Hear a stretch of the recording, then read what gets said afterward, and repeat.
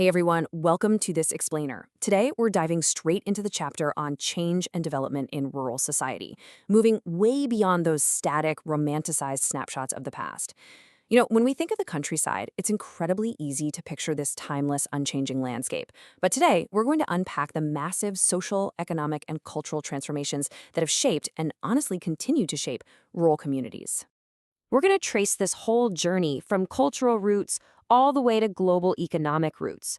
Our agenda covers 5 main areas. 1. More than just farming. 2. The agrarian class structure. 3. Post-independence transformations. 4. The circulation of labor. And 5. The impact of globalization. Let's get right into it. Okay, part 1. More than just farming. Let's kick things off with the cultural heartbeat of rural society and understand who actually makes up this demographic. According to the 2011 census, a massive 69% of India's population lives in rural areas. That is a staggering majority, right? And because so many people make their living from agriculture or related jobs, agricultural land literally becomes the single most important productive resource for a huge chunk of the country. It is the ultimate form of property and wealth out there. But here's the thing. Farming isn't just a job. It is an entire way of life. It encompasses the grueling physical labor of working the earth, sure, but it also includes the vibrant, joyous celebration of a harvest. So many of our cultural practices can be traced straight back to agrarian roots. Think about regional New Year festivals like Pongal in Tamil Nadu, Bihu in Assam, Baisakhi in Punjab, and Ugadi in Karnataka. They don't just mark a random date on a calendar. They actually celebrate the main harvest season and herald the beginning of a brand new agricultural cycle. Culture and agriculture are just completely intertwined. Now, while farming definitely takes center stage, it's really essential to remember that the rural economy historically relied on a vast interconnected network. A village wasn't just farmers, it was supported by incredibly skilled artisans, potters, weavers, ironsmiths, carpenters, even storytellers and astrologers. However, as we look at the history, we see that the influx of manufactured goods, particularly starting during the colonial period, began to slowly replace those handmade products, and that led to a really steady decline in these traditional occupations. Moving right along to Section 2, the agrarian class structure. Let's pivot from culture to economics for a second and examine who actually owns the land beneath all those crops. Because, spoiler alert, the rural landscape is definitely not an equal playing field. The crucial point here is that land is not distributed equally. In sociology, we use the term agrarian structure to refer to this distribution of landholding. Since land is the most important productive resource, your access to it entirely dictates your role in the production process, and consequently, it shapes the entire rural class system. The rural village hides a really stark class reality. On one side, you have medium and large landowners who can earn sufficient, sometimes even massive incomes from cultivation. But on the flip side, up to 40 to 50% of families in some regions own absolutely no land at all. None. They survive as agricultural laborers, dealing with underemployment, insecure jobs, and wages that are often way below the statutory minimum. Or they're tenants who lease land, but have to hand over a crazy 50 to 75% of their crop income straight to the landlord just as rent. So the majority are just hovering right around the poverty line. And within this already unequal setup, we have to talk about the severe gender disparities. While the law clearly states that women are supposed to have an equal share of family property, the reality on the ground is dictated by prevailing patrilineal kinship systems. This mode of inheritance essentially blocks women from actual land ownership, so their access to this vital, life-sustaining resource is extremely limited, usually only existing through a male head of the household. All right, Section 3, Post-Independence Transformations. Let's fast forward a bit in time and see how the post-independence era, especially during the Green Revolution, accelerated massive structural changes in rural society.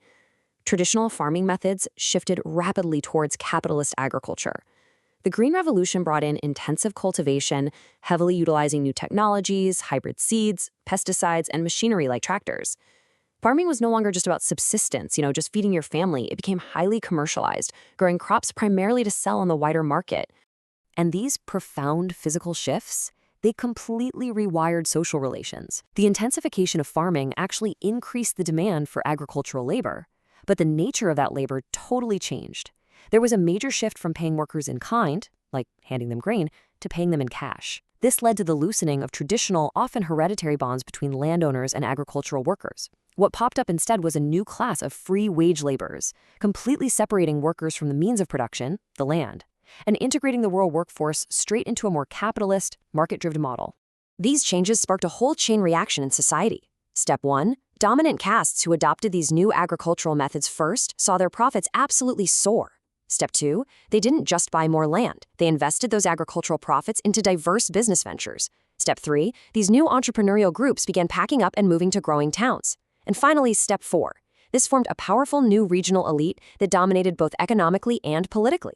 They used their newfound wealth to fund higher education for their kids, who then jumped into professional occupations, feeding directly into the massive expansion of the urban middle class.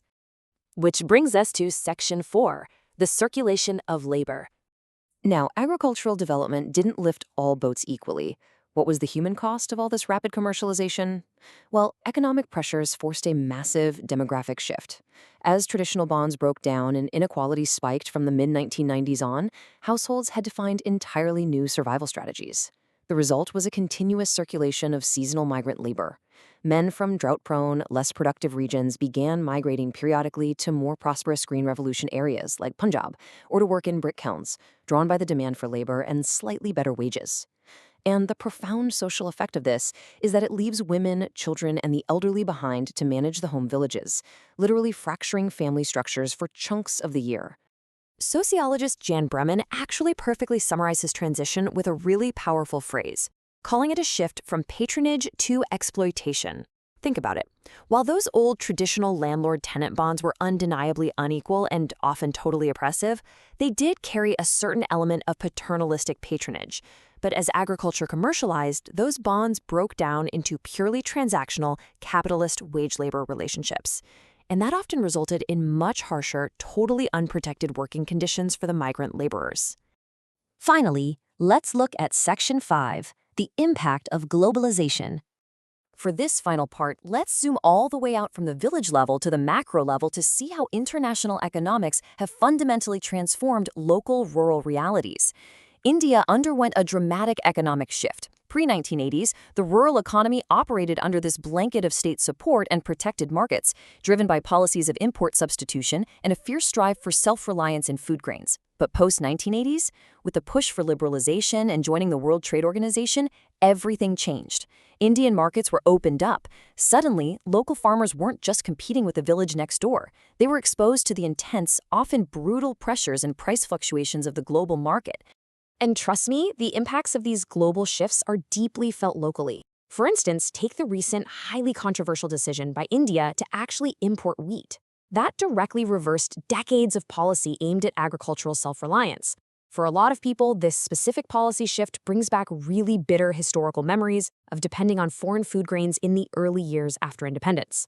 It strongly underscores the real-world vulnerabilities and complex dependencies that globalized trade creates for the rural farmer. To wrap up this explainer on the chapter today, I really want to leave you with this provocative thought. As our towns and cities inevitably grow, expanding outward and literally swallowing up the surrounding agricultural villages, what happens to the social fabric we just spent all this time discussing? What happens to the artisans, the tenant farmers, the migrant workers, and the regional elites who used to make a living from that land? It's a huge question of survival, adaptation, and the ever-changing definition of rural society itself. Thanks so much for joining me, and keep questioning the world around you.